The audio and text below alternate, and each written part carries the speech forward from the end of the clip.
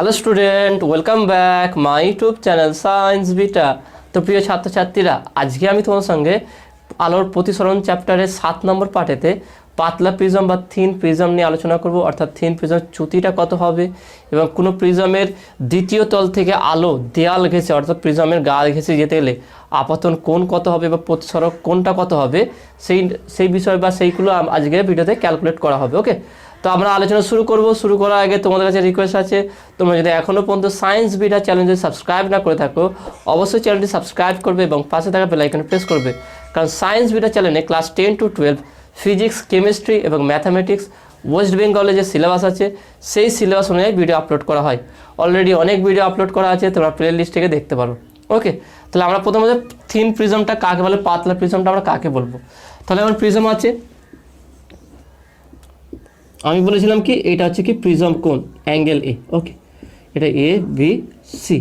তা যে সমস্ত প্রিজমের প্রতিসারক কোণ অর্থাৎ এ কোণটা লেস দ্যান 10 ডিগ্রি 10 ডিগ্রির কম, সেই সমস্ত প্রিজমকে বলা হয় পাতলা প্রিজম। কী বললাম? যে সমস্ত প্রিজমের প্রতিসারক কোণ অর্থাৎ এ কোণটা হচ্ছে 10 ডিগ্রিতে কম হবে সেই সমস্ত প্রিজমকে বলা হবে কি পাতলা প্রিজম বা থিন প্রিজম। 10 ডিগ্রি বেশি হলে তাকে পাতলা প্রিজম বলা যাবে না। এবারে এই পাতলা প্রিজমের ক্ষেত্রে তাহলে আমার চ্যুতিটা কত হবে? ওকে, তাহলে যেহেতু প্রিজমটা খুব পাতলা এবং এদের কোণটা হচ্ছে কি লেস দ্যান 10 ডিগ্রি, তাহলে এদের আপতন কোণ, প্রতিসরণ কোণ সব এই কোণগুলো খুব ক্ষুদ্র হবে। অর্থাৎ আলোকরশ্মি যে এইভাবে যায়, তাহলে এটা হচ্ছে I1, এটা হচ্ছে R1, এটা R2, এটা আছে I2। ওকে, তাহলে ডেল্টা 1, ডেল্টা 2, ডেল্টা এটা। তাহলে আমরা জানি নর্মালি প্রিজমের ক্ষেত্রে delta equal to I1 plus I2 minus A. Okay, এটা জানি।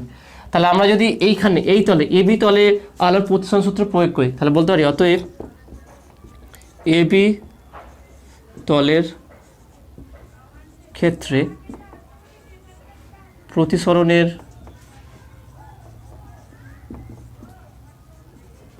সূত্র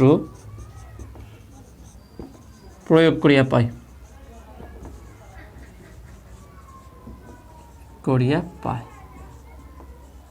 তাহলে কি পাবো দেখে নাও, sine I1 by sine R1 equal to mu. Okay, sine I1 by sine R1 equal to mu. এবার দেখো না, পাতলা প্রিজমের ক্ষেত্রে I1 এবং R1 খুবই ক্ষুদ্র। ওকে, খুবই ক্ষুদ্র। তাহলে খুবই ক্ষুদ্র হলে তাহলে বলতে পারি কি আমরা sign I1 nearly equal to শুধু I1 আর sine R1 nearly equal to R1। তাহলে এখানে যদি বসিয়ে দিই তাহলে বা I1 by R1 equal to mu, তাহলে বা I2 equal to mu R1, I1 equal to mu R1। ওকে, এটা পেলাম। অনুরূপভাবে এসি তলের ক্ষেত্রে দেখো নাও, আপতন কোণ ক্ষুদ্র, প্রতিসরণ কোণ ক্ষুদ্র, তাহলে এই কোণটা খুবই ক্ষুদ্র হলে তাহলে এই R2 আর I2টাও খুব ক্ষুদ্র হবে। তাহলে বলতে পারি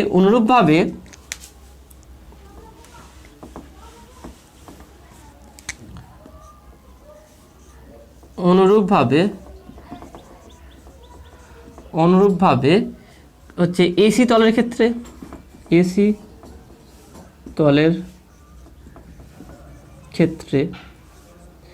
তলের ক্ষেত্রে বলতে পারি কি sine I2 by sine R2 equal to mu. এবার I2 R2 খুব ক্ষুদ্র হলে বলতে পারি কি, তাহলে বা এখানে বলতে পারি কি I2 minus R2 equal to mu, তাহলে বা I2 equal to mu R2। তাহলে এখানে আমরা I1 I2 পেয়ে গেছি। তাহলে I1 I2 পেয়ে গেলে এখানে যদি এটাকে আমরা 1 নম্বর সমীকরণ বলছি, তাহলে 1 নম্বর সমীকরণে I1 এবং I2 এর মান বসিয়ে পাই। দেখুন এটা কেন হচ্ছে, এটা হচ্ছে খুবই পাতলা প্রিজম আছে আর এই অ্যাঙ্গেলটা I1টা খুব ক্ষুদ্র অর্থাৎ অবিলম্বের প্রায় কাছাকাছি। ওকে, অবিলম্বের প্রায় কাছাকাছি। তাহলে যদি আমার আপাতত কোণটা খুবই ক্ষুদ্র হয়ে যায় তাহলে অবশ্যই R1টাও ক্ষুদ্র হবে, R2ও ক্ষুদ্র হবে এবং I2ও ক্ষুদ্র হয়ে যাবে। ওকে, কারণ এই অ্যাঙ্গেলের উপর ডিপেন্ড করে প্রত্যেকটা অ্যাঙ্গেল চলছে। ওকে, সেই জন্য আমরা আয়ন কোণটা যদি খুবই ক্ষুদ্র হয় প্রত্যেকটা কোণ ক্ষুদ্র হবে, ক্ষুদ্র কোণ হলেই sine theta nearly equal to theta হয়ে যায় যদি থিটা খুব ক্ষুদ্র হয়। তো সেই হিসাবে আমরা এটা করেছি। তাহলে 1 নম্বর সমীকরণে আমরা I1 I2 মান বসাবো। তাহলে বলতে পারি অতএব ডেল্টা ইকুয়াল টু I1 এর জায়গায় বসাবো কত, মিউ R1 প্লাস I2 জায়গায় কত বসাবো, মিউ R2 মাইনাস ই। ওকে, এটা পেলাম। তাহলে এখান থেকে বলতে পারি তাহলে বা ডেল্টা ইকুয়াল টু মিউ যদি কমন নিই R1 plus R2 minus E, তাহলে বা delta equal to R1 plus R2 মানে আমরা জানি কি A equal to R1 plus R2। Okay, তাহলে এখানে বসে তাহলে মিউ এ মাইনাস এ, তাহলে বা ডেল্টা ইকুয়াল টু যদি এ কমন নিয়ে নিই তাহলে মিউ মাইনাস 1 ইন্টু এ। তাহলে পাতলা প্রিজমের ক্ষেত্রে আমার চ্যুতি কত হচ্ছে, delta equal to mu minus 1 into A. এটা হচ্ছে পাতলা প্রিজমের ক্ষেত্রে, যেহেতু আপাতন কোণ খুবই ক্ষুদ্র। এবারে দেখো না এইটাই যদি আমরা আরেকটা এইভাবে করি যে আপতিত রশ্মি প্রিজমের উপর অবিলম্বের সঙ্গে সমান্তরাল বা লম্বভাবে আপতিত হলে, যদি আপতিত রশ্মিটা প্রিজমের এবি তলে লম্বভাবে আপতিত হয় সেক্ষেত্রে তাহলে আমার প্রিজমের চ্যুতিটা কত হবে দেখো না। তাহলে সেক্ষেত্রে আমার চ্যুতি কত বলবো দেখো না। তাহলে বলছি কি আপতিত রশ্মিটা লম্বভাবে আপতিত, তাহলে লম্বভাবে আপতিত হলে I1টা কত হবে, I1 ইকুয়াল টু 0। ভালো করে দেখে না, এখানে যদি আমরা বসাই delta equal to I1 plus I2 minus A. Okay, এইটা এবার আমি বললাম কি আপাতিত রশ্মিটা, যে আপাতিত রশ্মিটা আছে সেইটা লম্ব বরাবর যদি এবি তলের উপর লম্বভাবে আপতিত হয় সেক্ষেত্রে আমার চ্যুতি কত হবে। ওকে, তাহলে আমি একটা কাজ করি, আমি কোশ্চেন আকারে এটা লিখে দিই।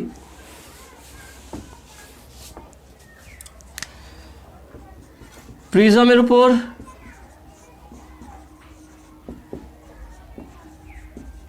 কোনো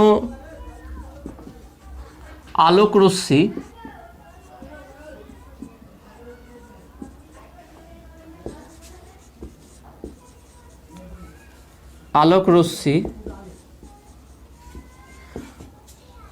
লম্বভাবে আপতিত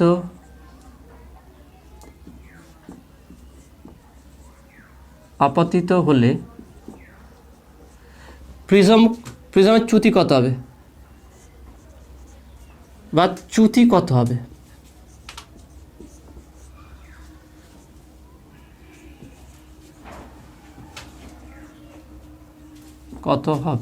বা চ্যুতিকোণের রাশিমালা নির্ণয় করো।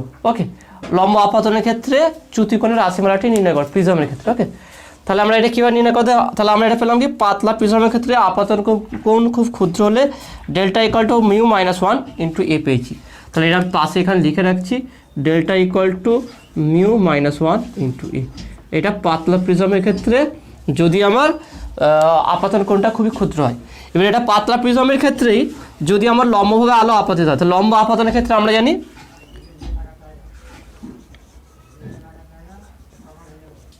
লম্ব আপতনের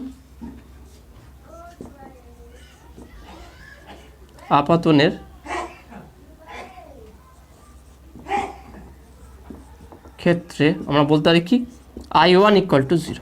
ওকে, I1টা 0 হলো, এবার হচ্ছে আমার তাহলে I1 0 হলে কী হবে, R1টাও 0 হয়ে যাবে। দেখে নাও I1 যদি 0 হয়, আমরা যে লম্ব আপতনের কোনো প্রতিসরণ খাটে না, তাহলে I1 0 হলে R1ও 0। ওকে, এটা হয়ে গেল। নেক্সট দেখে নাও তাহলে এখানটা হচ্ছে কি আমার এইখানটা কী হবে, R2 আর I2 কত হবে, যেহেতু লম্ব আপতন হয়েছে তাহলে R2 আর I2টা কী হবে, খুব ক্ষুদ্র হবে। এখানে 0 আছে মানে ধরো একটা আলোকে এইভাবে ফেললাম, এভাবে যাচ্ছে, কিন্তু তার মানে হচ্ছে যে এখানটা এইভাবে বেরিয়ে যাবে, এটা এইভাবে বেরিয়ে যাবে না, কারণ এর সাপেক্ষে লম্ব নয়। এখানে ব্যাপারটা তোমাকে একটু ভালো করে বুঝিয়ে দিচ্ছি ছবিটা। ধরো এই হচ্ছে আমার প্রিজম, কোনো একটা প্রিজম এর উপর লম্বভাবে একটা রশ্মি আপতিত হলো। ওকে, এইভাবে আপতিত হলো। তাহলে এইভাবে যদি আপতিত হয় লম্ব আপতনের জন্য কী হবে, এখানে কোনো I1 আর R1 ইকুয়াল টু 0 হয়ে যাবে, কিন্তু এই তলের ক্ষেত্রে তো লম্ব আপতন হচ্ছে না, এখানে একটা অ্যাঙ্গেল হচ্ছে, তাহলে তার জন্য একটা অ্যাঙ্গেল এখানে সৃষ্টি হয়ে যাবে। ওকে, তারপর এখানে R2 আর I2 থাকবে, তাহলে R2 আর I2 মান কত হবে, খুবই ক্ষুদ্র হবে। তাহলে লম্ব আপতনের ক্ষেত্রে আবার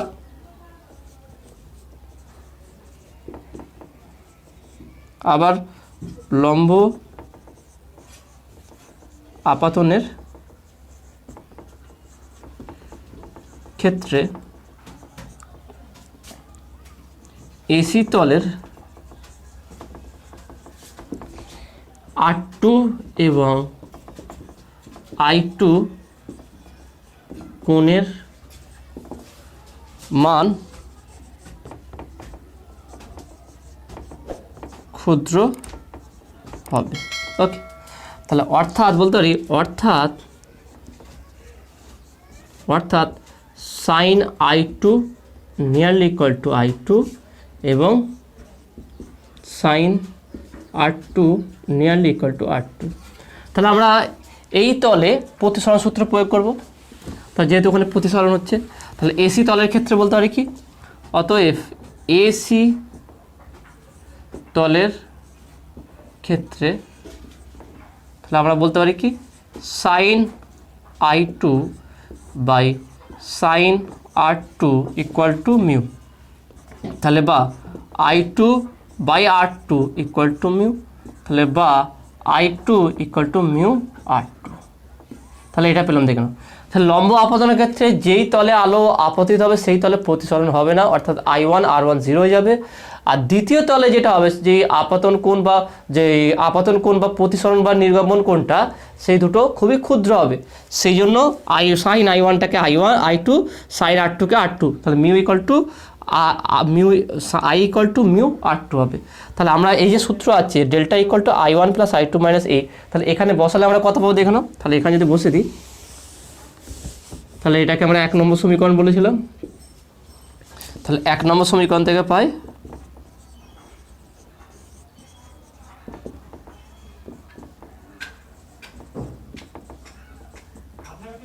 তাহলে কী পাবো দেখে নাও। আগে আমরা লিখে ফেলি A equal to R1 plus R2, তাই তো। এবার A equal to R1 plus R2, R1টা কত বললাম, 0 বললাম। তাহলে A ইকুয়াল টু শুধু R2। Okay, A equal two আমার R2, কারণ I1 R1 0, তাহলে R1 0 হয়ে গেলে A ইকুয়াল টু কী হবে, শুধু R2 হবে। তাহলে আমরা 1 নম্বর সমীকরণটা পাই, তাহলে delta equal to I1 plus I2 minus A, তাহলে বা ডেল্টা ইকুয়াল টু I1টা 0, I2টা কত পেয়েছি, মিউ R2 মাইনাস A। তাহলে R2 মানে কি, শুধু A, তাহলে বা delta equal to mu A minus A। তাহলে এই দুটো থেকে যদি A কমন নিই, তাহলে বা delta equal to mu minus 1 into A। তাহলে এখান থেকে আমরা কি পেলাম, যে লম্ব আপতন বা ক্ষুদ্র আপতন কোণের জন্য প্রিজমের উপরে কোনো আলোক রশ্মি যদি লম্বভাবে আপতিত হয় বা খুবই ক্ষুদ্র কোণে আপতিত হয়, সেক্ষেত্রে চ্যুতি দুটোর ক্ষেত্রে সেম হবে। দেখুন আগেরটা ক্ষুদ্র কোণ, আপতন কোণ খুব ক্ষুদ্র হলে আমরা পেয়েছিলাম কি delta equal to mu minus 1 into A। ঠিক একইভাবে যদি আপতন কোণ শূন্য হয়ে যায়, অর্থাৎ প্রিজমের কোনো একটি তলে AB বা AC তলে যদি আলোকরশ্মি লম্বভাবে আপতিত হয়, তা সেক্ষেত্রে আমরা যে চ্যুতি পাবো delta equal to mu minus 1 into A। এ হচ্ছে কি প্রিজমের প্রতিসারক কোণ, এই কোণটা। ওকে, তাহলে কোশ্চেনটা দুরকম ঘুরিয়ে দিতে পারে, কিন্তু উত্তর একটা হবে। প্রথম কোশ্চেনটা কী হবে দেখে নাও, যে প্রিজমের মধ্যে কোনো আলোকরশ্মি ক্ষুদ্র আপতন কোণে আপতিত হলে সেখানে পাতলা প্রিজমের যে চ্যুতি কোণটা হবে তার রাশিমালাটি প্রতিষ্ঠা করো, তা সেটা কী হবে, delta mu minus 1 into A। এটা উত্তর হবে, যেভাবে করালাম সেইভাবে করবে। আর যদি বলে কোনো প্রিজমের প্রতিসারক তলে আলোকরশ্মি লম্বভাবে আপতিত হলে প্রিজমের দ্বারা যে চ্যুতি উৎপন্ন হবে সেই চ্যুতি কোণটা কত হবে, সেটা হবে কি delta equal to mu minus 1 into A। তাহলে এটার পদ্ধতি কিন্তু আলাদা, একদম এই পদ্ধতি আলাদা আর ওইটার পদ্ধতি আলাদা আছে। কোশ্চেনের উপরে ডিপেন্ড করে তুমি পদ্ধতি ইউজ করবে, দুটো কিন্তু একই পদ্ধতি করলে হবে না। ওকে, তাহলে যদি আমার পুরো বলে আপাতন কোণটাই 0 বা লম্ব আপাতন বলে, তাহলে এই যে পদ্ধতি করালাম সেই পদ্ধতি তোমরা করবে। আর যদি খুব ক্ষুদ্র বলে, তাহলে আগে যেটা প্রমাণ করলাম সেটা করবে, কিন্তু উত্তর একই আসবে। ওকে, তাহলে সেটা আসবে কি delta minus mu minus 1 delta equal to mu minus 1 into A। তাহলে দুটো ক্ষেত্রে একই উত্তর আসবে, এটা বা একই সমীকরণটা আসবে। এখানে যদি অঙ্কতে দেয়, তাহলে তুমি সর্বদাই এই দুটো একই ফর্মুলা ইউজ করবে। ওকে, তো আসলে তুমি এটা বুঝতে পেরেছো। তো নেক্সট এবার আমরা আলোচনা করব প্রিজম থেকে নির্গত রশ্মি না পাওয়ার জন্য প্রিজম কোণের সীমাস্থ মান, অর্থাৎ লাস্ট যে মানটাও সেটাও নির্ণয় করব। এটাও খুবই ইম্পর্টেন্ট আছে এবং খুব কনসেপচুয়াল আছে। তো এই প্রত্যেকটা স্টেপ একটু ভালো করে তোমরা লক্ষ্য করো। তাহলে কি বললাম, প্রিজম থেকে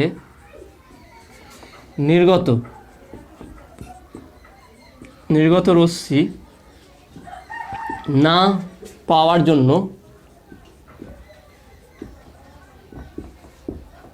জন্য প্রিজম কোণের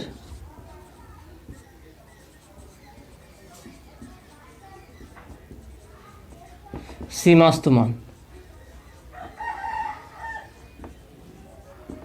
ওকে, এটা খুবই গুরুত্বপূর্ণ আছে, তোমরা ভালো করে বোঝার চেষ্টা করো। আমি ছবিটা এঁকে দিচ্ছি, অর্থাৎ তাহলে এটা হচ্ছে প্রিজম আছে, এটা হচ্ছে অ্যাঙ্গেল এ। ওকে, এই অ্যাঙ্গেল, তাহলে এখান থেকে আলো আপতিত হবে। ওকে, এইভাবে যাবে, তো গিয়ে এইভাবে বাইরে আলোটা নির্গত না হয়ে ঠিক এই পথে এইভাবে বেরিয়ে যাবে। অর্থাৎ আমি তোমার দেখাচ্ছি, এটা আলোটা দেখে নাও, এইভাবে আপতিত হবে। ওকে, এইভাবে যাবে আর এই দেয়াল ঘেঁষে আলোটা বেরিয়ে পড়বে, অর্থাৎ এই দ্বিতীয় মাধ্যমে আর ফিরে আসবে না। তাহলে কি শর্তে, ওকে, তাহলে কি শর্তে বা কি কন্ডিশানে, তাহলে এই প্রিজমের কোণের কত ডিগ্রি মান হলে, এর মান কত হলে আলোকরশ্মি দ্বিতীয় মাধ্যম থেকে আর নির্গত হবে না, অর্থাৎ গা ঘেঁষে চলে যাবে। ওকে, এরকম এই কেসটা কী হবে সেটা বের করতে বলেছে। তাহলে যদি আমরা এখানে অবিলম্ব টানি, তাহলে একইভাবে এইটা হচ্ছে I1 হবে, এইটা হচ্ছে আমার R1, আর এটা হচ্ছে R2। ওকে, আর এটা হচ্ছে আমার I2। এবারে আমরা কি করব, নর্মালি যে ফর্মুলা আছে সেই ফর্মুলা অনুযায়ী আমরা করব। তাহলে এখানে আলোর প্রতিসরণ যে সূত্র আছে সেই সূত্রটা ইউজ করব। দেখে নাও আমার কি, তাহলে আমরা কি বের করতে হবে, এখানে আমাকে ক্যালকুলেট করতে হবে A = কোশ্চেন মার্ক, প্রিজম অ্যাঙ্গেলটা বের করতে হবে। তা প্রিজম অ্যাঙ্গেলের সীমাস্ত মান, সর্বোচ্চ মান কত হলে যে দ্বিতীয় তল থেকে আর কোনো আলোকরশ্মি বেরিয়ে যাবে না। ওকে, ভালো করে কনসেপ্টটা ভালো করে বুঝে নাও। আমার এই প্রিজম, এমন প্রিজম ইউজ করব যেই প্রিজমের অ্যাঙ্গেল এমন হবে তার ফলে আলোকরশ্মি দ্বিতীয় মাধ্যম থেকে আর বেরোবে না, অর্থাৎ দ্বিতীয় মাধ্যমের বা দ্বিতীয় তল থেকে তল ঘেঁষে আলোটা নির্গত হবে। ওকে, তাহলে সেই কন্ডিশনটা কি, তাহলে আমরা প্রথম কি AB তলে, এটা ABC, তাহলে AB তলে আমরা প্রতিসরণ সূত্র লাগাবো। AB তলের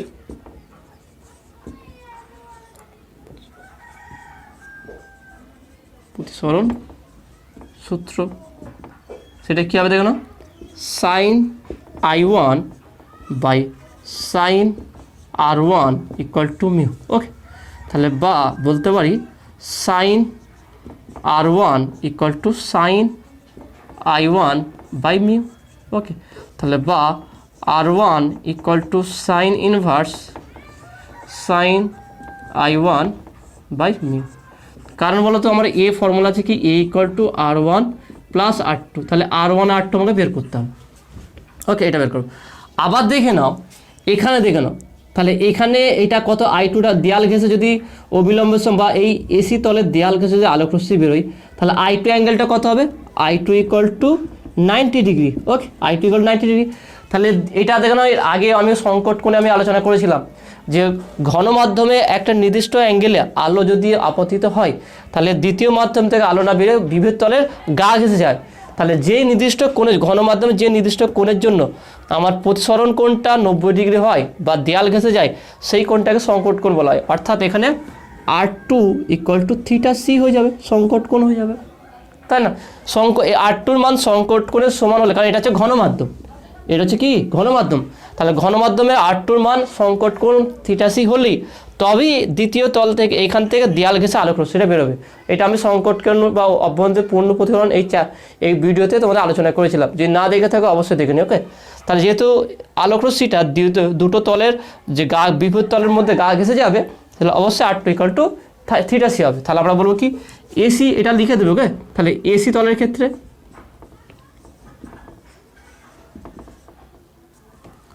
এসি তলের ক্ষেত্রে কী হবে দেখো, তাহলে আমরা বলতে পারি কি sin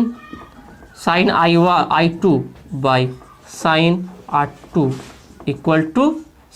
= কত হবে, এটা হচ্ছে কি μ। তাহলে বা বলতে পারি যে sin R2 = sin I2 কত 90 ডিগ্রি বাই μ।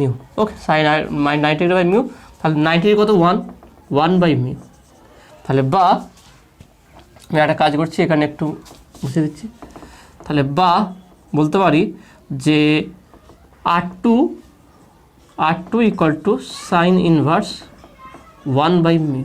ওকে, দেখে নাও সংকট কোণ যেখানে আলোচনা করলাম সেখানে থিটা সি ইকুয়াল টু ছিল সাইন ইনভার্স 1/μ, তাহলে এখানেও আসলো। সংকট কোণ থাকলে এটা অবশ্যই আসবে। ওকে, সংকট কোণ যেখানে থাকবে সংকট কোণের ক্ষেত্রে অবশ্যই theta C equal to sine inverse 1/μ হবে। তাহলে এখানে R2 আর R1 আমরা পেয়ে গেছি। তাহলে এখানে যদি বসিয়ে দিই আমরা এটাকে 1 নম্বর সমীকরণ দেবো। তাহলে 1 নম্বর সমীকরণে R1 এবং R2 মান বসিয়ে পাই, তাহলে কি পাবো দেখে নাও। তাহলে এখানে এটা মুছে দিচ্ছি।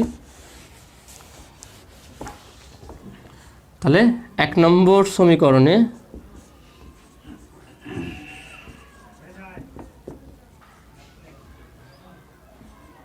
R1 এবং R2 এবং R2 এর মান বসিয়ে পাই। তাহলে আমরা কি পাবো দেখে নাও এখানে।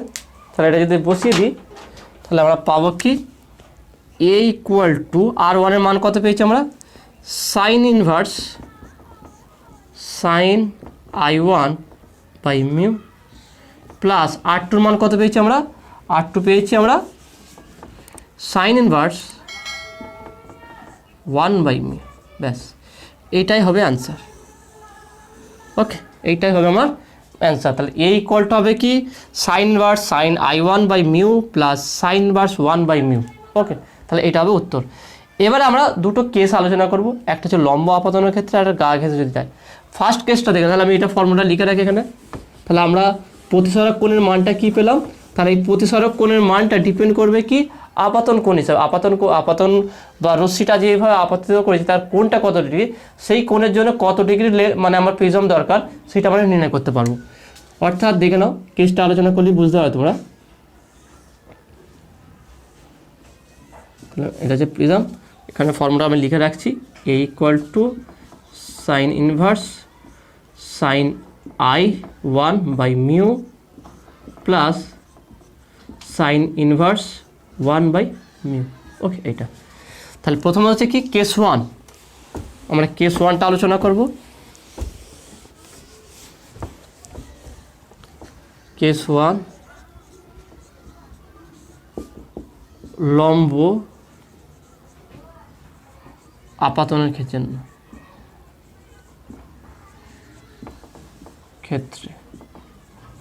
লম্ব আপাতনের ক্ষেত্রে কি হচ্ছে, অর্থাৎ যেটা এ বি সি আছে আলোক রশ্মি যদি অবিলম্বের সঙ্গে লম্বভাবে আপতিত হয়। ওকে, তা সেখানে I1টা কত হচ্ছে, I1 ইকুয়াল টু 0। ভালো করে দেখে নাও, একটু আগে আলোচনা করো। যে কোনো রশ্মি কোনো একটা দুটি বিভব মধ্যে যদি লম্বভাবে আপতিত হয় তাহলে সেখানে I1 আপাতন কোণ প্রতিসরণ কোণ দুটোই 0 হয়ে যাবে। তাহলে I1 R1 0, এখানে আমার I1 দরকার। তাহলে এখানে অতএব a ইকুয়াল টু কত আসবে, এখানে a equal to sine inverse sine 0/μ plus sine inverse 1/μ। Okay, 1/μ। তাহলে বা a ইকুয়াল টু সাইন 0 মান 0, তাহলে এটা 0 প্লাস, এবার আমরা জানি যেহেতু theta C equal to sine inverse 1/μ।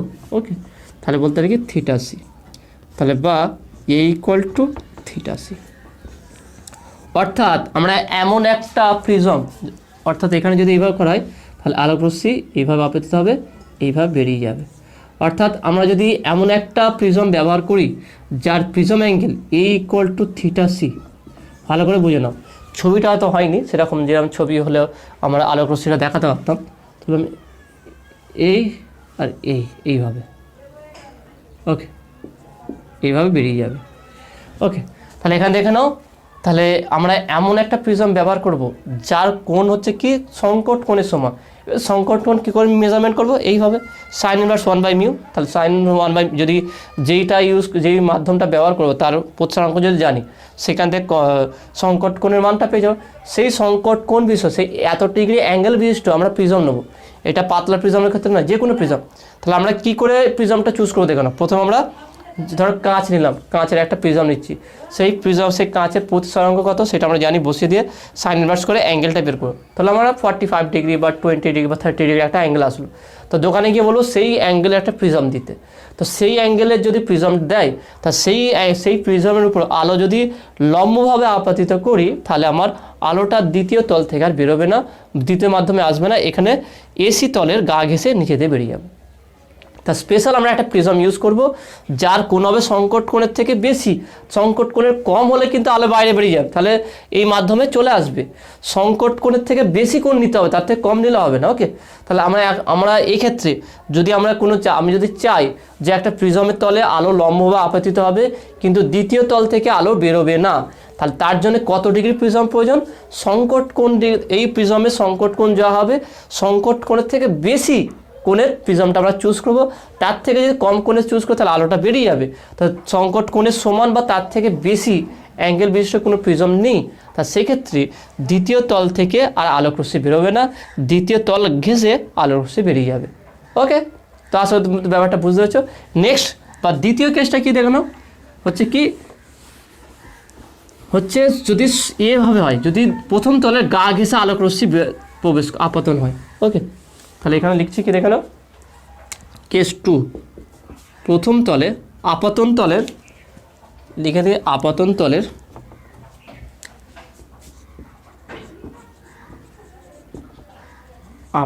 তলের গা ঘেঁষে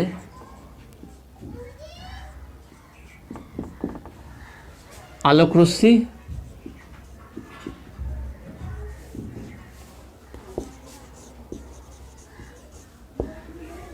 আপতিত হলে,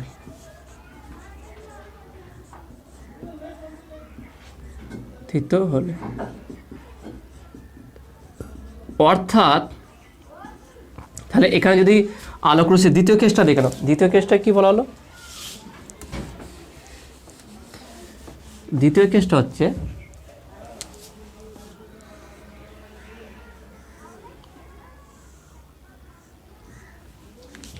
মানে আমার আলোক রশ্মি কী হচ্ছে দেখো না, এখানে আলোক রশ্মি এই গা ঘেঁষে আপতিত হচ্ছে। ওকে, এই হচ্ছে, তারপরে এখান থেকে চলে যাওয়া ধরলো। তা যদি এই গা ঘেঁষে আলোক রশ্মি আপতিত হয়, তাহলে অভিলম্ব সাপেক্ষে এর কোণটা কত হবে? 90 ডিগ্রি। অর্থাৎ আপাতন কোণ I1টা তখন কত হচ্ছে? 90 ডিগ্রি। ভালো করে দেখে নাও, তাহলে I1টা কত হচ্ছে? 90 ডিগ্রি হচ্ছে। তাহলে আমরা এই ফর্মুলায় বসালে কত হচ্ছে দেখে নাও, অতএব A = sine inverse sign I1 হচ্ছে 90 degree divided by mu plus sine inverse 1/μ।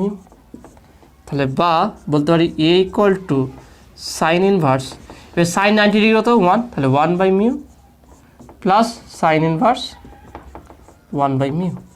এবার আমরা বলতে পারি যেহেতু θc = সাইন ইনভার্স 1/μ। ওকে, এটা আমরা জানি, তাহলে বলতে হয় তাহলে বা A = θc প্লাস θc, তাহলে বা A = 2θc। তাহলে এর মান কত পেলাম? A = 2θc পেলাম। তাহলে এখানে বলতে হয় তাহলে আমাকে এখানে কেমন প্রিজম ইউজ করতে হবে? তাহলে আমি চাইছি কি যে আমি যে প্রিজমটা নেবো সেই প্রিজমের গা ঘেঁষে আলোকে ফেলবো, তারপর দ্বিতীয় তলে মানে একটা তলে এরকমভাবে যাবে, একটা তলে আলো ফেলবো, আবার একটা তল থেকে আলো বেরিয়ে যাবে। ওকে, এইভাবে, এই মাধ্যমে আলো থাকবে না, এই মাধ্যমে আলো থাকবে। তা সেক্ষেত্রে আমরা কেমন প্রিজম নেবো, তার প্রিজম অ্যাঙ্গেলটা কত হবে? তা সেক্ষেত্রে প্রিজম অ্যাঙ্গেলটা হবে কি 2θc। ওকে, 2θc হবে, অর্থাৎ সংকট কোণের দ্বিগুণ কোণ, অর্থাৎ এই প্রিজমের সংকট কোণ যা হয় তার দ্বিগুণ কোণের থেকে যদি বেশি কোণের কোনো প্রিজম নেই, তাহলে আমার এই গা ঘেঁষে যদি আলো ফেলা যায়, তাহলে এই গা ঘেঁষে আলোটা বেরিয়ে আসবে, এই তলে বা এই দুটো তলের বাইরে কোনো আলো নির্গত হবে না। ওকে, তাহলে আমাকে প্রিজম কেমন চুজ করতে হবে? প্রিজম এমন চুজ করবো যা সংকট কোণের দ্বিগুণ কোণের থেকে বেশি, সংকট কোণ যা হয় তার দ্বিগুণ করলে যা কোণ হবে তার থেকে যদি বেশি কোণের আমরা প্রিজম নিই, তা সেই প্রিজমের গা ঘেঁষে আলো ফেললে এই গা ঘেঁষে আলোটা বেরিয়ে যাবে। আর 2θc যদি কম নিই, তাহলে এই গা ঘেঁষে আলো ফেললে এই তলটাই বা এই মাধ্যমে আলোটা বেরিয়ে যাবে। ওকে, তাহলে এই দুটো কেসের জন্য আমরা দুরকম প্রিজম নিতে পারি। তাহলে এখান থেকে আমরা প্রিজম পরিবর্তন করছি, প্রিজম অ্যাঙ্গেল পরিবর্তন করছি, রশ্মি নয়। রশ্মি একটা ফিক্সড করছি, কখনো লম্বভাবে ফেলছি, লম্বভাবে ফেলার জন্য প্রিজমটা আমরা আলাদা প্রিজম নেবো, আর গা ঘেঁষে ফেলার জন্য আলাদা প্রিজম নেবো। একই প্রিজমে দুরকমভাবে পদ্ধতি করলে আলো কিন্তু বেরিয়ে যাবে। ওকে, তাহলে আমরা ইউজ করবো কখন থিটার সংকট কোণের থেকে বেশি কোণের প্রিজম নেবো, কখন কম কোণে নেবো, সেটা ডিপেন্ড করবে কত ডিগ্রি অ্যাঙ্গেলে আমি আলোটা আপাতিত করছি। ওকে, তাহলে আজকে ভিডিও এতটুকুই। আজকে যেগুলো বোঝালাম কেমন লাগলো সেটা তোমরা অবশ্যই কমেন্টে জানাবে। নতুন থাকলে অবশ্যই চ্যানেলটি সাবস্ক্রাইব করবে এবং পাশে থাকা বেল আইকনটি প্রেস করবে এবং বন্ধুদের সঙ্গে খুব বেশি বেশি করে শেয়ার করবে। তো দেখা হবে নেক্সট ভিডিওয়। Have a nice day.